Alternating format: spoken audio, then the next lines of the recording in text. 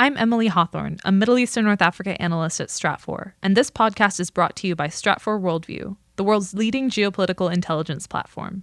Individual, team, and enterprise memberships are available at worldview.stratfor.com/subscribe.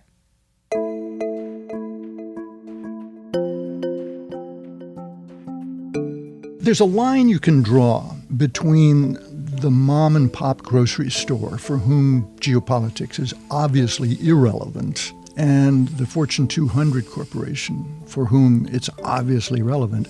And the main point I would want to make is that that line has shifted over the last 25 years. Welcome to the Stratfor podcast, focused on geopolitics and world affairs from Stratfor.com. I'm your host, Ben Sheen. And in this episode, we're looking at the role for geopolitics and business today.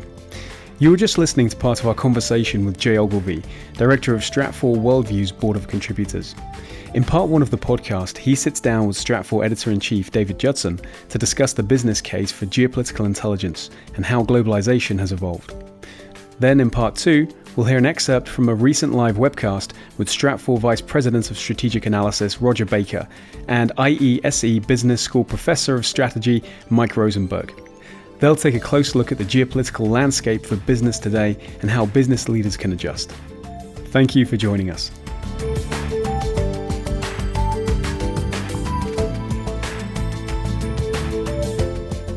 I'm David Judson. I'm the editor-in-chief here at Stratfor, and today I've got the pleasure of having a conversation with Jay Ogilvy, chairman of our board of contributors. Welcome to Austin, Jay. Good to see you again. Good to be back. Yeah, Jay, we've been having this internal conversation, as you know, for some time about how to better and best contour the types and flow of our analyses for the many and diverse audiences that we have. And of course, one of the big audiences for Stratfor that is diverse in and of itself is the business audience. And we've been talking internally about the business case for geopolitics. And as a guy who founded and ran a firm for a quarter century called the Global Business Network, I think it's axiomatic that you're going to have some thoughts on this. Just a few. Just a few. Yeah.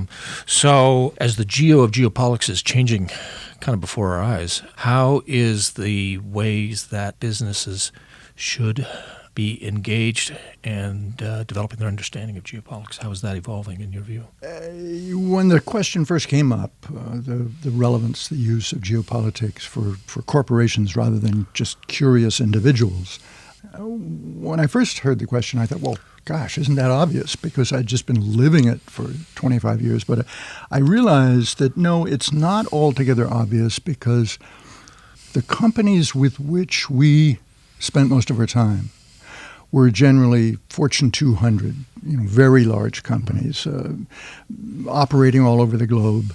So the relevance of global intelligence, geopolitics, was just obvious. I mean, if you're working, say, with Royal Dutch Shell or ExxonMobil, are you going to have access to those oil fields in eastern Russia or Venezuela or Bogota? Will you have access or not? So it's not just a question of marketing all over the world, but sourcing, accessing. So with those companies, the case for geopolitics is just obvious. What I think has changed over the time I've been in this space is that the case becomes obvious for many, many, many more companies. It's not just the Fortune 200 anymore. Yeah. There's a line you can draw between the mom and pop grocery store for whom geopolitics is obviously irrelevant and the Fortune 200 corporation for whom it's obviously relevant. And the main point I would want to make is that that line has shifted over the last 25 years. There are many, many more companies that are now actively linked into the rest of the globe because of the process of globalization. I mean, you mentioned this. It was interesting. I had a conversation with a reader not 2 weeks ago from Turkey, manufacturing business, with a turnover of roughly $10 million a year, so not mom and pop, but hardly Shell, whose was really keen on our analysis of what's happening in Mexico with NAFTA, as that relationship in North America is stressed does that create or not create opportunity for manufacturing platforms outside of North America to get in on the game in some way, right? This kind of brought a big chunk of the discussion home to me because this is, a pretty small company. And I have a friend who built a business before she married into a lot of money, but she earned quite a bit of money herself starting a high-end lingerie company. Well, in the early years, she was sourcing in Toledo or Dubuque and selling in the United States and never a care about the rest of the world. Well, today she's doing most of her sourcing in China and actively debating the question, should she relocate from China to even lower cost markets? So she's got to be geopolitically savvy to run her company. Well, I also wanted to ask you same set of questions from kind of this angle that, while the globe is changing, maybe the structure of business has changed or needs to change. Mike Rosenberg, contributor, Stratfor, who's actually written a book on geopolitics and strategy, teaches in the MBA program at IESE University in Spain. And he argues that there was a time when companies that were globally engaged were kind of better equipped to deal with geopolitical change and volatility because they had the old-fashioned concept of country managers. Uh-huh.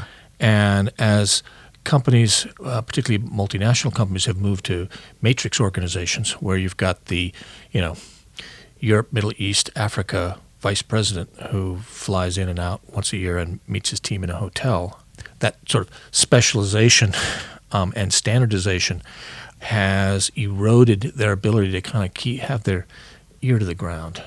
Any thoughts on that dynamic, on how the structural questions play into this? I have seen it happen in a couple of the companies I've dealt with, that move from country managers to area managers. And the cost there is in a loss of kind of local intelligence. There's clearly a loss in local intelligence. Another kind of structural shift in the business world that I think is relevant is the move from the kind of dematerialization move, the move from manufactured goods, automobiles, food, to informational goods and services, financial services, stuff that you don't need to move around the world in a container, but you can flash across the globe in half a second, speed of light. With that dematerialization of large chunks of the economy, I think it accelerates the process of globalization, makes us more interlinked around the globe, so that we need greater sophistication in geopolitical intelligence. Which takes me to another kind of piece of the puzzle. Rodger Baker, Vice President for Analysis here at Stratfor, has talked a lot about how the era of globalization, as we sort of perceived it in the 1990s, as it began kind of emerging as a concept, kind of came to not an end, but a inflection point with the 2008 financial crisis. And we've been struggling with globalization and its effects in free trade, and we see that in our domestic U.S. politics. We see it in European politics. We see it in many, many places. That maybe we're moving not away from globalization, but to a different kind of globalization that doesn't sort of have the same assumptions of a kind of a ever more standard world, but one with lots of continuing, engagement and instantaneous communications around the globe, and people can flash information and financial goods around the globe or get on airplanes. But the landscape is getting more diverse in terms of the standards and the tariffs and the rules, and protectionism is rising in many, many places. Thoughts on how that is part of the discussion we need to be having and thinking through? I think you put your finger on it, that the shape of globalization has moved beyond the kind of imperialist idea that we can take one pattern for all, that what's good for Peter is good for Paul, and instead get more sophisticated about cultural differences, historical differences, religious differences. These things make a difference in what people want, what people are willing to pay for. And if we don't get more sophisticated about those differences, I think we miss a lot of the opportunities that are there in a more globalized economy. Can we think about this? In the meeting we were having earlier today, we got Parag Khanna, in his book Cartography, talks a lot about the combination of centrifugal. I don't know if he phrased it this way, but he talks about the combination of centrifugal versus centripetal forces at the same time. Right. And the informational forces are centripetal. Right. We're all in each other's faces on Facebook and Twitter every day, but the cultural and populist and nationalistic forces are all centrifugal.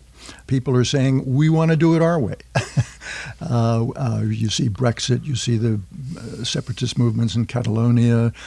This centrifugal dynamic is something that I think Parag Khanna has very deftly put in front of our eyes. Well, you used the phrase one time, it may have been in the context of a conversation about his work, "Thee will be known by one's Federal Express bills," or something to that effect. Yeah. This is Manuel Castell's wonderful work in his great monumental 3-volume The Information Age, where he lays out what he calls the space of flows. Rather than looking at the borders that separate different countries from one another, we should be looking at that river of information that connects London to Moscow, New York to San Francisco. It's San Francisco to Hong Kong. It's those rivers of information that he calls the space of flows, and I just like to encapsulate it in that phrase, "Ye shall know them by their FedEx bills." Or their DHL bills. Yeah. Or their, So there was an internal memo that you circulated on this not too long ago in which I love this phrase, "To ignore geopolitical forecasting is like ignoring the weather forecast before setting off on a picnic." Pretty obvious. Yeah. And I don't know about you, but I don't like to get rained on at picnics. Yeah. Okay. Well, we'll try and figure out ways to build better umbrellas here. And also, I don't want to just talk about the rain, but the sun. I think greater geopolitical intelligence opens up not just dangers, but opportunities. Right. And we shouldn't forget that. Yeah. No, absolutely. Okay, well, this has been a great, if all too brief conversation, Jay. But again, thanks for coming down to see us here in Austin. My pleasure. I'd love to get back. Yeah, okay. Thanks.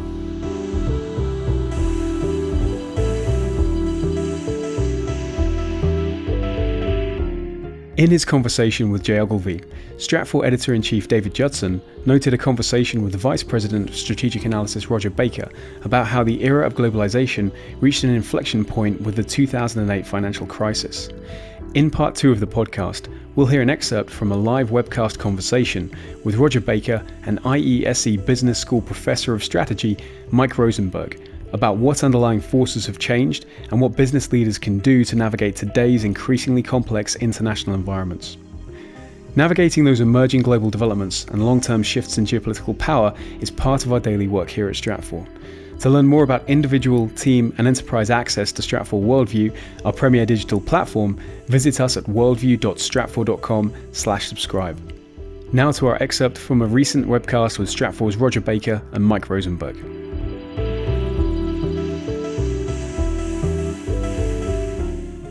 I'd like to begin by talking a little bit about how we're seeing the world system today and how we've seen it change to get to where we're at right now.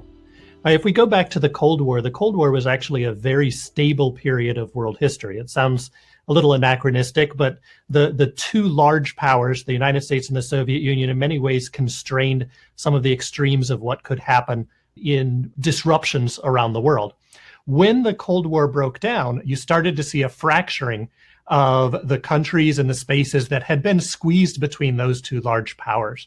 And the world was seeking a new structure or a new balance. What came out of the Cold War was a large United States that in many ways had no peer power. And what stabilized that was effectively 3 pillars of global power that emerged. It was the United States as the strongest military entity. It was Europe and the European Union in particular that in many ways shaped politics and regulatory structures around the world and influenced that. And it was China as the economic pillar of the world. This created this new sort of stable system that people understood, that people were able to make decisions about and around and see how things were going to be playing out in the future. The global financial crisis, however, crashed that. It first pulled the United States down, then the European Union. And when the European Union went down, that finally pulled the rug out from underneath the Chinese and their long-running export economic model. What has come out of that now is that there is no stable pattern yet in the world. We have a Russia that is working to reassert itself around its borders and boundaries, not necessarily because it's aggressive in trying to expand, but because it knows it has a major demographic crisis coming in the near future, and it's trying to secure itself. We have a China that is being pulled out in a way that it hasn't seen in much of its history because its supply lines, its economic patterns have reached across the globe, and it now finds that it needs to match that with political and, in the near future, probably military power to secure that space. We have a United States that has been engaged in conflict for a decade and a half, and that after long, extensive times of overseas operations, the United States will often pull back internally. It really doesn't matter which president was coming into the United States. There was going to be a bit of a retrenchment of U.S. activism on a global scale. We have a European Union that is facing the challenges of a resurgence of nationalism and subnationalism. And we're seeing, rather than the full expansion of this new multinational state, we're seeing the disintegration of the European Union. It may not go away, but it's not going to its full extreme ideas of effectively eliminating the concept of underlying nations, which in many ways were what in the past has been a source of crisis and conflict across the European peninsula. So in the end, what we have is a world right now that is unbalanced, that's destabilizing, and that in many ways is trying to seek a new equilibrium. And Rodger, what strikes me as I look at these issues is, while you and your guys at Stratfor and governments and journalists, military people spend huge amounts of time looking at this issue, looking at how this new equilibrium might come about, most people in big business kind of pretend it's all going to go away and kind of live in a world where they don't really recognize any of these pillars, and they're just trying to do business around the world as if there will never be any major conflict in the world, there will never be any major disruptions. And it's really as if there were kind of two separate universes doing things on an international way. One who is completely obsessed with what's in the news cycle and what's going on, and another which is basically assuming that business as usual will last forever. So we've got companies with tremendously complicated and fragile supply chains are reaching across borders. We've got executives who fundamentally don't pay too much attention to these things until they kind of blow up. And when they do blow up, these companies are taken by surprise.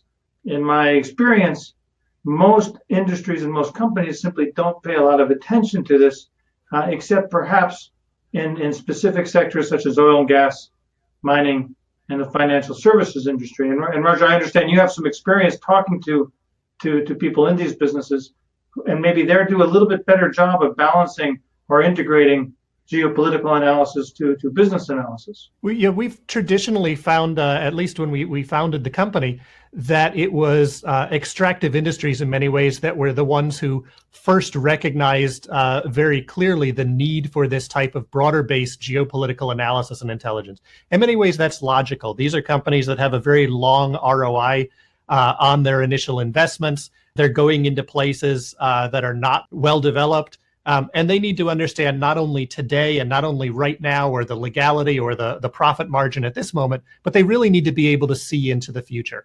In many ways, that's one of the strengths of geopolitics in helping businesses look forward.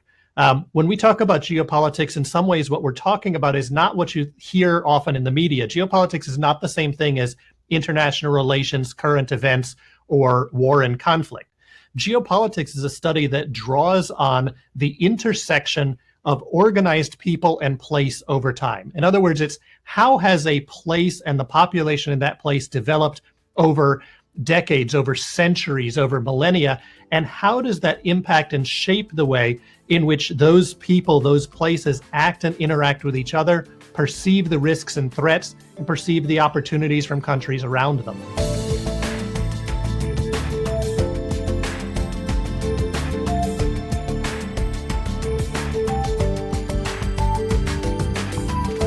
That's it for this episode of the Stratfor podcast. If you'd like to hear the complete hour-long webcast with Rodger Baker and Mike Rosenberg, we'll include a link in the show notes. You can also find more of their writing on this topic, as well as columns from Jay Ogilvy and David Judson on Stratfor Worldview. If you're not already a Stratfor Worldview member, be sure to visit us at worldview.stratfor.com/subscribe to learn more about individual, team, and enterprise level access. You can even contribute to the conversation by sharing your insights in Worldview's forums section. That's where you can engage with other readers as well as Stratfor analysts, editors, and contributors on the latest developments. If you have a comment or an idea for a future episode of the podcast, email us at podcast@stratfor.com or give us a call at 1-512-744-4300, extension 3917 to leave a message. And if you have a moment, also consider leaving us a review on iTunes or wherever you subscribe to the podcast. We really appreciate your feedback.